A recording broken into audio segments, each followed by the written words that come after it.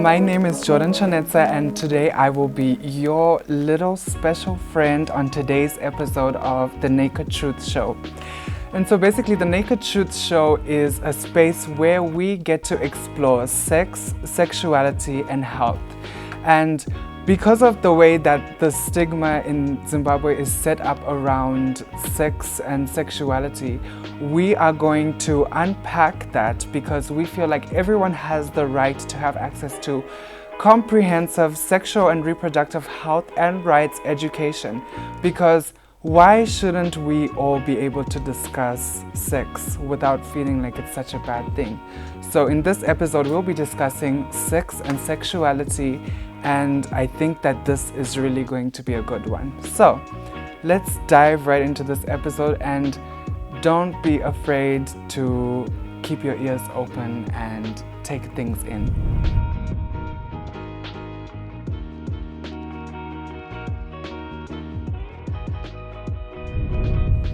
Hi guys, and welcome back to The Naked Truth Show. So we're gonna have a special guest today, and our guest is Caroline Maposhere, and she is a registered nurse, a midwife, and a pastor.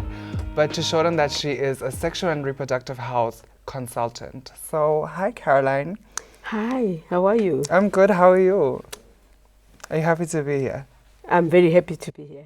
Very happy to be on the show, Okay. and happy to be talking about my favorite subject. What is your favorite subject? Sexuality. Okay, that's beautiful. Sex and sexuality. Okay, great. Okay, so my first question for you is, what is sexuality? Sexuality is the experience of, the experiences that people have for being sexual beings. Right. And it's actually one of the 4 fundamental drives that actually make people do what they do and Right. feel how they feel. Right. The fundamental drives are the drive to feed, the drive to fight, the drive to flee, and the drive to have sex. Okay. So in life, people do what they do to achieve one of those. Okay. And okay. of those 4, sexuality, about sex, is the least understood and the least talked about, especially in this part of the world. We are in a culture where talking about sex is taboo.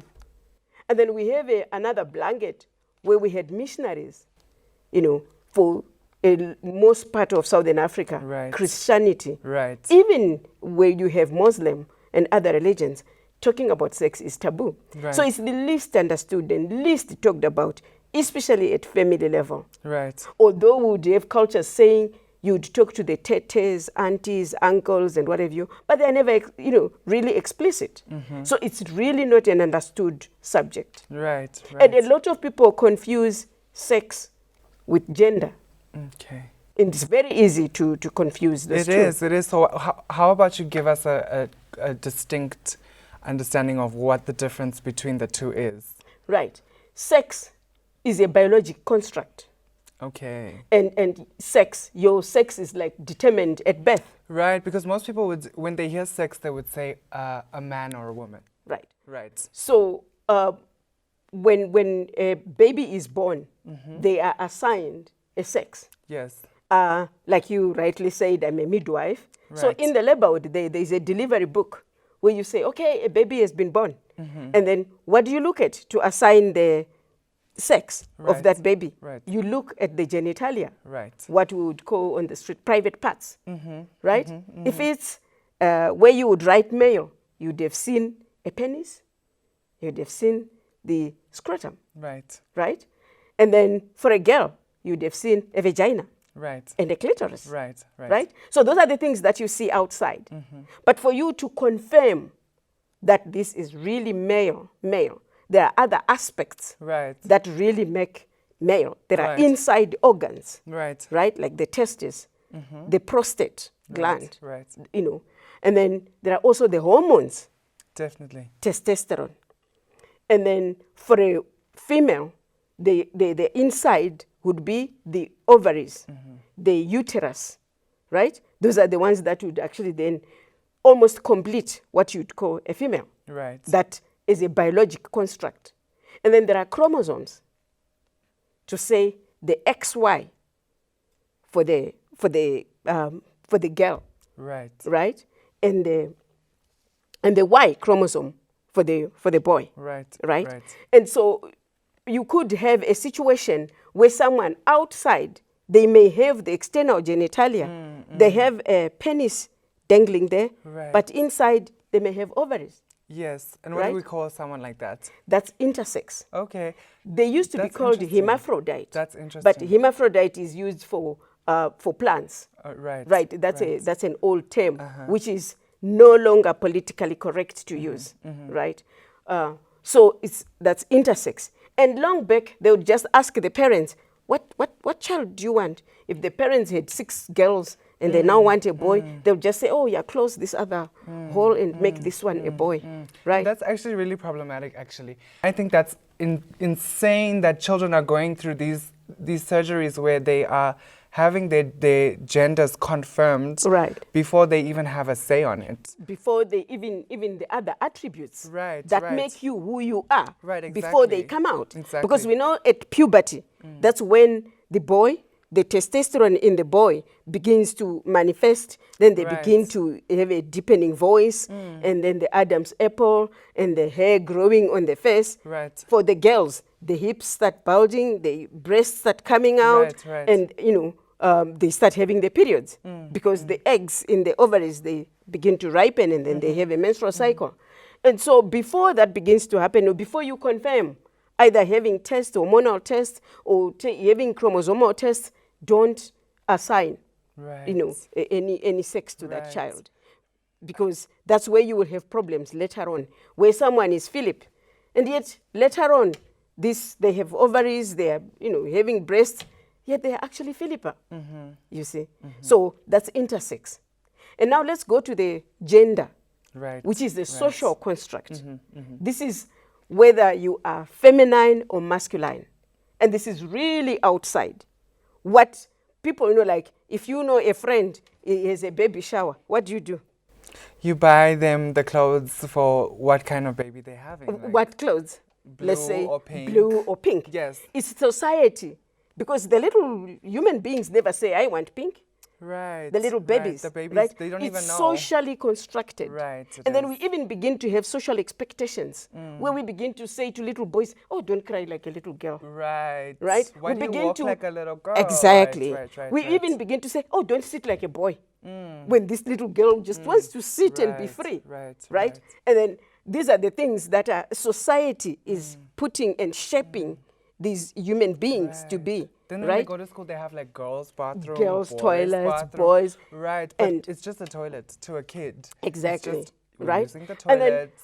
but then that's where you have somebody who is inside. They don't feel like they assigned sex. Right, and right? what did you That is describe a that as? transgender. Right. Right? okay. Transgender is someone who outside has, features, and even society has ascribed them a certain sex, and yet inside they don't feel that. Right. Right? And so they are feeling the opposite. Like I would say to you, you wake up tomorrow, not wanting to be too intrusive. What do you have in the pants? Do you have a penis? Do you have a vagina? Right. And I love that you brought this up, actually, because when it comes to transgender and transsexual people, and I say transsexual with purpose, but we'll get to that just now. When it comes to transgender and transsexual people, there is this thing in society where, like you mentioned earlier, we all have private parts. But there is, when it comes to trans people, like myself, I am a transgender woman, actually, and so you're probably wondering, what does that mean? What is that? Who is that? And you're probably asking, what do I have in my pants? That's none of your business. Right. So, yeah, there is that thing of losing the right to private parts. Exactly. It becomes public parts. It becomes public. It becomes of public interest. Right. Right? Like even when people go to the LGBTI community, when they go to clinics, people ask, so you say you've got sores in your anus. I mean, Right. how have you been having sex? Right. Have you, as if the straight people are asked when you got pregnant, what position did you use? Whoever asks that. Right, We then tend to be intrusive when it becomes, when it concerns the non-binary, people. Right. When I'm saying non-binary, it's because we have this heteronormative view of life to say you have to be male or female. Right. Right? Those two binaries. Anything in between or Doesn't make anything sense. hazy, no. This You, is why you are forced into a category. Right. And you are forced to be a certain being. Right? And so there's actually online, you can look at the binaries and boxes, right? And see how it then begins to explain what's social and what's biologic, right? So I was just going to say, a transgender person, they feel they are trapped in the wrong body. Yes. I normally do an exercise of saying, okay, all those that have like penises, stand up or lift up your hands. What if tomorrow you wake up and that penis is not there? Right. How do you feel? Right. They begin to say, I would feel shocked. I would feel, traumatized. I would go to a priest or I would go to a prophet. They would feel lots of things. Right. Then you're saying a trans, gender person who has not been accepted feels all those. So when we are busy labeling people and not accepting people as they present, if someone tells you, I've got a penis, but I don't feel like a guy, what society, prescribes for people who have penises. They say, I must put on jeans, I must wear blue, I must do certain jobs. You don't feel that way. And when you are forced, it's like you are forced into a corner. And so that's when people begin to feel that. And more so if it's even family or church or people that's supposed to be your your support system, they make you feel that. That's when you begin to feel all those things. Right. Suicidal, unaccepted, depressed, and what have you. That's when people begin to say, oh, the LGBTI people, they are this. They, give them labels, right? And without support, those labels could be internalized. Right. So we actually need to listen to young people who are still exploring and trying to find out. When I tell you I have a vagina, but I'm not a woman, take it as it is. Right. Don't try and interpret people's lives. And don't even interrogate what else I have. Right. Because it's none of anybody's business. Right. So anyway, the aspects of sexuality include the biologic makeup, right? Bodies and behaviors. Right. The social, right? Which is this acceptance. Right? And then also your orientation, who you are attracted to. This is, now we have, initially when we're talking of the sex and the society, this is somebody who has not even, the person has not had sex. This is a child. Right? So when we're talking of intersex, it's got nothing to do with sex. Right? But it's being projected onto a child. Right. And even the transgender person, right? The transgender person, we haven't even said who are they having sex with or who are they attracted to. Right. So sexuality is also about identities. It is. Right? So you'd have the sexual orientation, who you are attracted to. Right. And again, it's not just sexual attraction. When people are attracted to people for marriage, I've always asked, heterosexual couples to say, were you heterosexual before you got married? And they say, oh, Tete. I'm normally referred to as Tete because I'm very explicit with things, even in church. So, Tete, what are you talking about? I'm saying it's not about sex, your sexual orientation. It's who you are attracted to emotionally, socially, spiritually, like who you would want to spend the rest of your life with. Right. And spending the rest of your life with somebody, you don't spend the rest of your life just having sex. That doesn't make sense. Right. Sexual becomes part of the equation, but it's not the main part. I have a question for you though on that. As someone who works in the, I won't say religious, but like in a spiritual realm, you are a pastor, and yes, so for a lot of people, they might be asking, why is this something that you are advocating for? And on top of that, there's a lot of people that say God doesn't make mistakes. God doesn't, God is God. it's explicit that men are supposed to be attracted to women, women are supposed to be attracted to men. There's nothing else. So what would you say to that? Where is it explicit? Which scripture? Right. We all know what God said. Huh? Let there be light. And there was light. Right. Huh? And God said, let us make men in our own image. They made he, she. Right? And then we all know what God said. But what he meant is subject to interpretation. Exactly. Do you know the same Bible or scriptures are used to perpetuate apartheid? Racism. Used to perpetuate Misogyny. slavery. Exactly. Everything. Exactly. People can still use the Bible, right? It's subject to interpretation, right? And if you are created in God's image, the image of God is neither male nor female. Right. It's the attributes of God. I Love, that you kindness, said that. mercy. That's where, otherwise you're saying God is a woman. If I'm a woman, I'd say God, if I'm in and that implies God's image. It has sexist connotations. Exactly. To say that God is either a man or a woman, to say that God is a man implies that one gender is more powerful than another, and that's not the truth. That is just... That's why God true. is not even portrayed as a sexual being.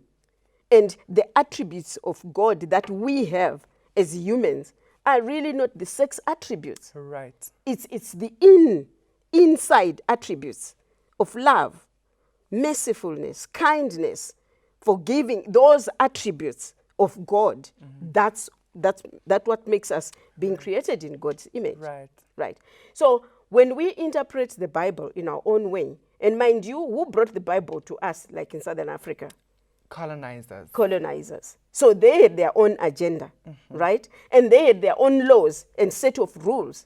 That's why, when they came, it was actually during the Victorian era, where they had those long dresses, the women, and the early churches, or some of these churches would say, cover yourself up as much as possible. Yes. And they talk of the, like you were saying, the missionary position, and anything else outside that was regarded as not the norm. You'd get labels and names, even for discussing, talking about sex, you would get labels, right?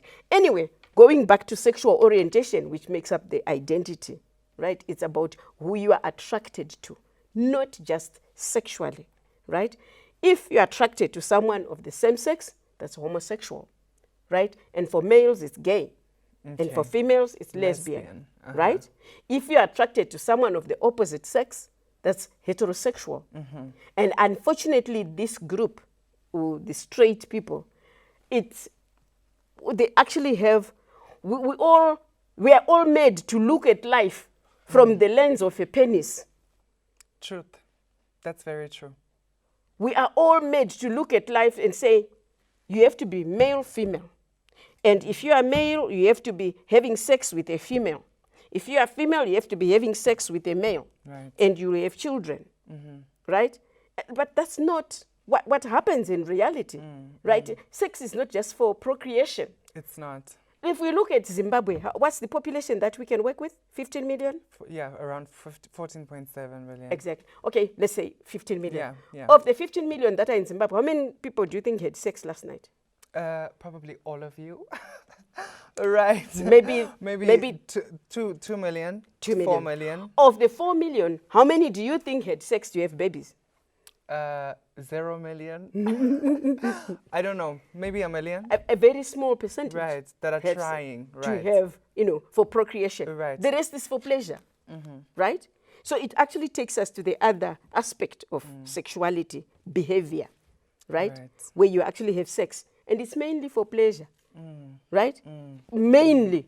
Although a certain percentage would be for procreation.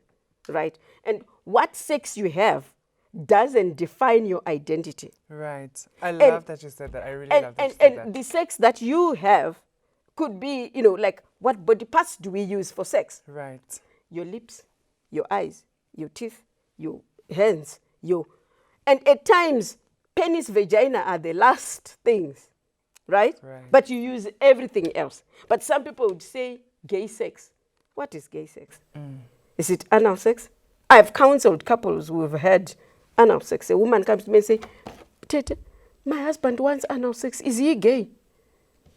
That your sexual behavior doesn't define your identity. Anyone, men can have sex with men for various reasons.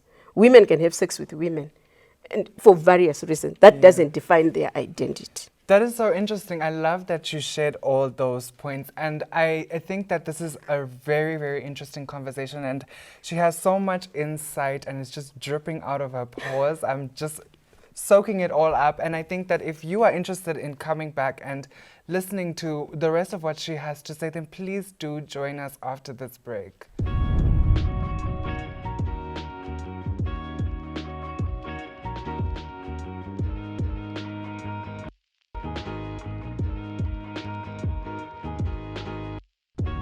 So welcome back to the Naked Truth Show, and we're here with Caroline Maposhere, and she is obviously an expert. I'm going to call you an expert, a consultant in sexual and reproductive health.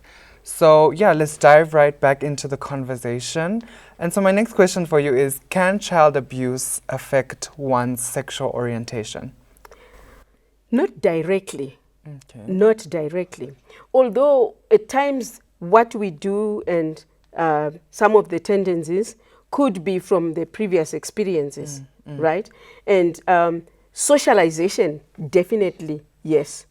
And at times the abuse, what we would call child abuse, if it's an uncle who sodomized a little boy, maybe that uncle had actually seen, gay tendencies on the little boy. So we are not going to say this boy then became gay because of, uncle having done this, but it could be the other way around. Right. But actually someone having, I know for some lesbians, some people would say, yeah, maybe they were raped as a child. Now they hate men. And when you begin to say things like that, it means you can have someone change. Right. You can beat them up to change. You can, which is Corrective rape. wrong, Corrective where you rape, actually right. have what you'd call corrective rape. There's nothing as corrective rape. If we like, it's not preference, like I like sadza and you like rice, where I can say, you beat me up to say, Caroline, you must eat sadza and not rice. You can, but with sexual orientation, what I am intrinsically attracted to, your deep sexual orientation, it's too deep to beat someone. Gay bashing and what have you does not solve that. It does not. It doesn't. But even in countries where we have laws and the constitution being supportive to the LGBTI sexual minority groups, we still have gay bashing. Even in the US, we still have gay bashing. It's because society has not quite accepted what is outside. That's why I said we were heavily influenced by the heteronormative thinking, which even the church comes with. And yet all this is subject to interpretation. It is. So to answer you, no. That is such an interesting answer, because there are a lot of people, like you said, there are a lot of people who are subjected to corrective rape. Right. And people will say, no, you just have to have the right partner, and let me just find you the right man for a lesbian. And they would be like, no, let me find you someone who can correct you. But I don't think that it doesn't make sense. No, it doesn't. It can't make sense. No. Right. No. So Your sexual orientation is too deep inside to change because of counseling sessions. Because for someone who's been abused, they can be counseled and be given coping, strategies on how, how do you deal with the relationships afterwards? You are counseled and helped, right? But you cannot be counseled out of your sexual orientation. I think what it does is it actually only causes people to become more secretive, to live more covertly, where they are hiding who they are instead of being more outward. It's not going to stop someone. It's just going to make someone more smart about how they do it. I think that's very interesting. And I think this leads me to my next question, which is, can I be someone who is part of the LGBTQIA+ community and still maintain my religious faith? Of course, yes, you can. Because your faith inside is part of your being, your spiritual being, right? Yes, you can. And you actually need good spiritual leaders who understand you, who take you as you are. When we go to the spiritual being, especially, I'm very comfortable with Christianity. Christianity is us following Jesus Christ. Jesus Christ never mentioned the word homosexuality. He actually never emphasized in all his talks and miracles and what have you, they had nothing to do with sex and sexual orientation. So as Christians, when we are emphasizing that and dividing churches based on who are the ones who believe in homosexuality, who are the ones who don't, we are measuring on minors. The gospel means good news. Good news. It's not good news when you start to make me feel unacceptable, when you start to make me feel I'm a social outcast. Yet Jesus Christ came to set those free. He said, the Spirit of the Lord is upon me to set the captives free. People that have been made captives by society, by being put at the fringe of society, just because of who they are born to be, as they are stereotyped by society. I love that, because if you think about church in at least Zimbabwe, a lot of the churches that I've been to, there are a lot of pastors, religious leaders who are preaching so much hate from the pulpit and are speaking about how gays don't belong in the church or the LGBTQIA plus community deserves hellfire. This brings me to my next point, which I think is perfect, because in Zimbabwe, we obviously all have experienced vitriol from one place or another. And for a lot of people, the source is from our former president, Robert Mugabe, who had made a lot of statements along the lines of the LGBTQIA plus community are the same as, worse than dogs and pigs. And so what does the Zimbabwean law say on sexuality? Okay, when the president said those were his personal feelings. That's his personal opinion. Even the pastors? Well, the pastors, they all think they are protecting the Bible. Okay. Right? Remember, we have even had wars, the Crusades and whatever, where people thought they are fighting for religion. They are fighting for God, right? So many people say lots of things in the name of their faith. So back to the Zimbabwean law. We have a constitution from which the law is made. The constitution of Zimbabwe is not against same-sex relationships. The constitution of Zimbabwe actually is against same-sex marriage. It's silent. So it's just a union. It's silent on the other relationships. Wow. So you cannot get married. You cannot have a same-sex marriage endorsed and accepted in Zimbabwe. Wow. Right. And unfortunately, we also inherited, through the Roman Dutch law, we inherited the penal code, which is actually against sodomy. It doesn't say anything for lesbians, right? And the sodomy is described as when the penis penetrates into the anus. Oh, so that can even be for those heterosexual couples that are partaking in anal sex. Right. So it's not even for gay people. It's just anyone who has anal sex can be arrested and put into prison. Right. Based on that law. That law. Right. Right. It actually needs revision. Because we've had, what business of yours, what two consenting adults do in the privacy of their space? That part. Why does government have anything to do? Why do we need a referee for that? As if to say for heterosexual activities, there is a ref. And even with the heterosexual activity, what if we want to chew each other's toes first? What business of who is what part goes where? Why? If we are consenting adults, we must only worry about someone that is forced, and if someone is a minor. If they are consenting adults, leave them alone. Leave them alone. Let them put whatever parts in where, in the eyes, in the ears, in the where, wherever. If they enjoy themselves that way. Normally when I have sessions with religious leaders, I've said to them, draw yourself, mark your erotic points. And they've marked all over. And I've asked, who created those parts? Who made that part erotic? God. God loves diversity. That is so, so beautiful, because a lot of people are probably watching this and saying, wow, I've been so misinformed, because misinformation is the plague that feeds discrimination. Yeah, it It's does. the plague that feeds hate. And that is what these people use to carry on this message. There's always people saying there's a message of the gay agenda, but the agenda is actually the hate agenda, It's in hate my agenda. opinion. So yeah, this leads me to my next question, which is, someone put in a question, and it is, my child is beginning to show tendencies of someone who is in the community. How do I approach my child? This doesn't have to be a child that is manifesting or showing gay tendencies or whatever tendencies. Parents, guardians, caregivers, we must sit down and talk to our children about them being sexual beings.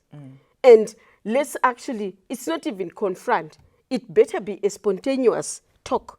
As you are taking a walk, as you are baking, as you are cooking, as you are doing whatever favorite activity that you would do with children. Talk about it openly and be supportive. Because the minute you are finger wagging to say, I don't want to see you with boys, I don't want to see you with this, they will hide. They will not show it to you, and they will not tell you. Even if they are abused, if you're talking of a child, Right. even if they are abused, they will not say it to you. They will not even say how they feel. Sex has to be normalized. We have to actually accept it, that it's just as normal as breathing.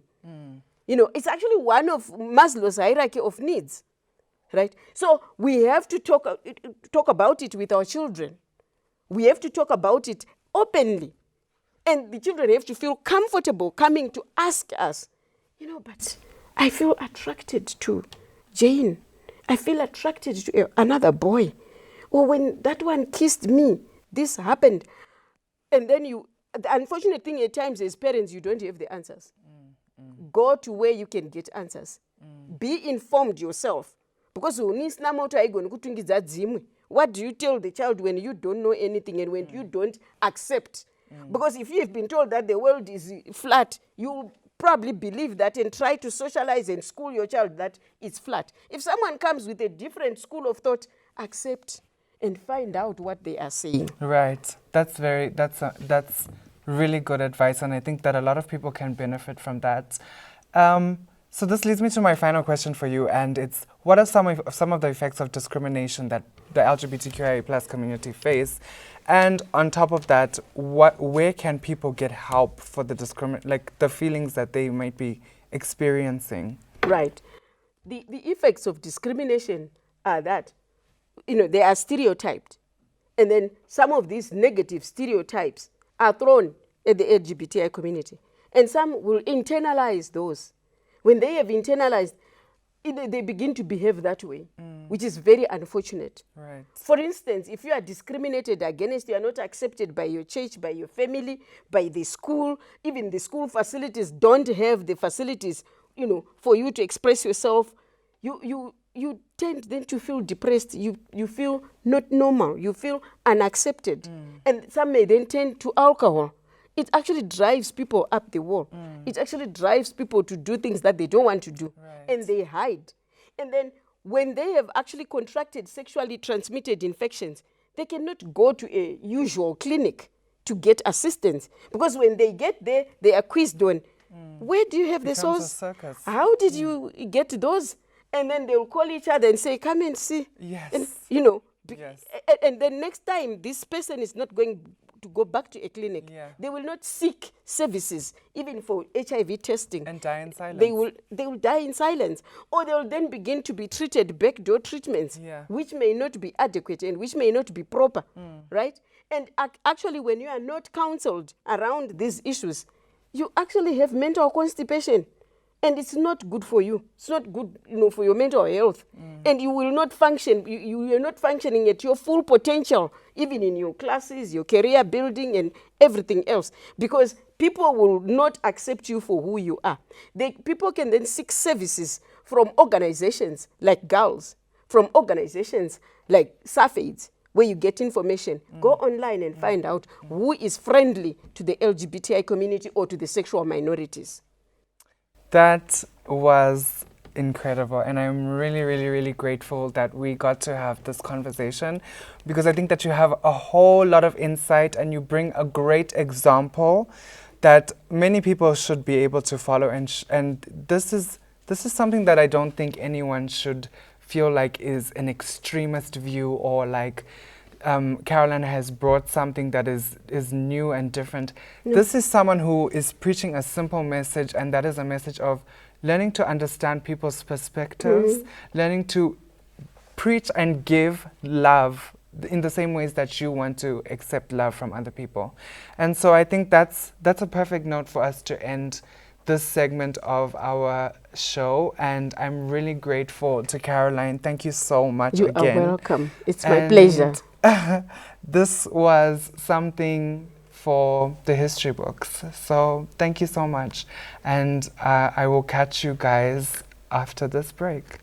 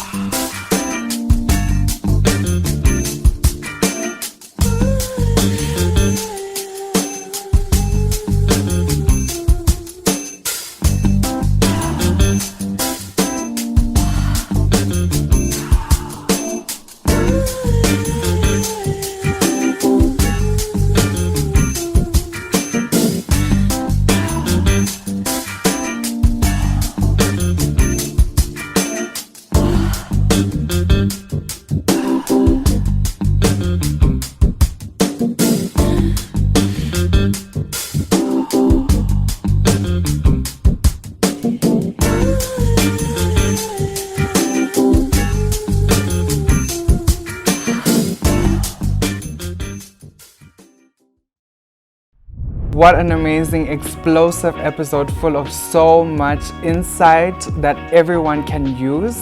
I think Caroline is someone that we can all look to as an example of what love and understanding perspectives is. And I think that is a great way for us to wrap up this show.